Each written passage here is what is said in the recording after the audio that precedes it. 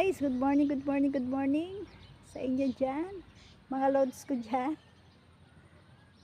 Eto, napapahinga ako ngayon kasi galing ako, nag-jogging ako. Naka 2 hours na pala ako nag-jogging, guys. Galing ako sa park, and then nilibot ko yung buong subdivision dito. Ayan, ngayon nagpapahinga ako dito sa puno, sa ilalim ng puno. Ang laki ng puno, guys, ha. Yan. Nagpapahinga ako kasi uuwi na ako. Uwi na ako sa aming bahay. Good morning, nagpahinga lang ako and then hello lang ako sa inyo mga lods ko dyan. Mga friends and relatives ko dyan sa Pinas. Mamimiss ko ang New Zealand, guys. Napakaganda dito kahit na maaraw. Ayan, oh. Matindi ng sikat ng araw pero malamig siya. Oh, ang oras dito ay magi-11 na. 10:45 AM. So naglalakad pa ako. Yan.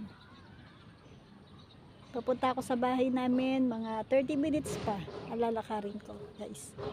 So, ang sarap dito maglakad at saka mag-jogging kasi mahangin siya, tingnan mo, oh. Giniginaw ako pero ayan, oh, matindi na yung init, oh. Ayan. So, guys, mamaya uli. See you later, guys. Papahinga lang ako din. Tuloy ang jogging. Mayroon pa akong 30 minutes. Okay, bye-bye. Mag-almusal na kayo, guys, kasi pag uwi ko, magkakape na rin ako. Okay? See you later.